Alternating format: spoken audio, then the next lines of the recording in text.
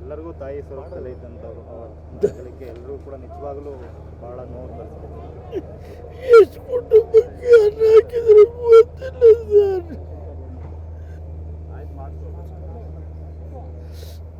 ಯಾರೇ ಮನೆಗೆ ಬಂದ್ರು ಇದೇ ಪ್ರೀತಿ ಅಷ್ಟೇ. ಆ ಟೈಮಲ್ಲಿ ಅವರು ಕೆಲವು ಓದೋ ಮಕ್ಕಳಿಗೆಲ್ಲ ಅನ್ನ ಹಾಕಿದ್ರು. ಎಲ್ಲರಿಗೂ ಸಹಾಯ ಮಾಡ್ತಿದ್ರು ಸರ್. ಸಹಾಯ ಮಾಡ್ತಿದ್ರು. ದೇವತೆ ಕಳ್ಕೊಂಬಿಟ್ಟೆ ಸರ್. ನಮ್ಮ ತಾಯಿ ದೇವತೆ ಇದ್ದಂಗೆ ನಮಗೆಲ್ಲ ಈ ಮಟ್ಟಿಗೆ ಬರ್ಬೇಕಾದ್ರೆ ನಮ್ಮ ತಾಯಿ ಆಶೀರ್ವಾದ. ಇವತ್ತು ದೇವತೆ ಇಲ್ದಲೇ ನಾವು ತಪ್ಪಲಿ ಆಗಿದ್ದೀನಿ ಸರ್. ದೇವರೇ ಕಾಪಾಡಬೇಕು. ನಮ್ಮ ತಾಯಿನ ಶೃಂಗೇರಿ ದೊಡ್ಡ ಗುರುಗಳು ಚೆನ್ನಮ್ಮನರೇ ಬನ್ನಿ ಅಂತ ಅನ್ನೋರು. ಈಗ ಎಲ್ಲಿ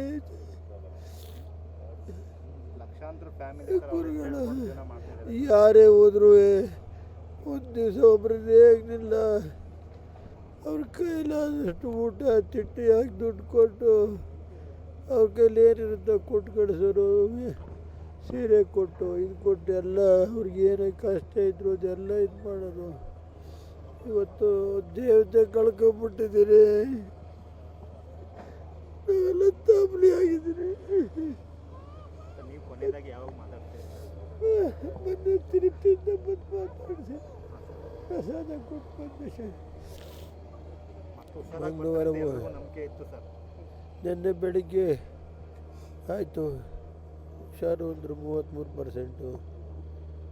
ಮಧ್ಯಾಹ್ನ ನಮ್ಮ ತಾಯಿ ನಮ್ಮ ತಂದೆ ಹೋಗಿ ಅವರಿಗೆ ಕುಂಕುಮ ಇಟ್ಟು ಹೂ ಮಾಡಿಸಿದ ತಕ್ಷಣ ದೇವ್ರ ಮೇಲೆ ಅಪಾರ ಭಕ್ತಿ ಇಟ್ಕೊಂಡಿರೋ ಸರ್. ಯಾವಾಗಲೂ ಪೂಜೆ ಮಾಡ್ತಿರೋರು. ಬೆಳಗ್ಗೆ ಬಂದರೆ ಮಧ್ಯಾಹ್ನ 3 ಗಂಟೆವರೆಗೆ ಪೂಜೆ ಮಾಡಿದ್ರು. ಇಷ್ಟು ವರ್ಷ ರಾಜೇಶ್ವರಿ ಉಳಿದಿದ್ರು ಸರ್.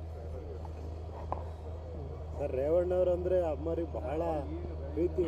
ರೇವಣ್ಣ ಎಲ್ಲಿದ್ದಾನೆ ನೋಡಿ ಅನ್ನೋ ಮೊನ್ನೆ ಕೇಳಿದ್ರು. ಬಾರ ರೇವಣ್ಣ ಅಂತ ಕರೆದ್ರು ಮೊನ್ನೆ. ಆಯ್ತು ಸರ್ ಬರ್ತೀನಿ.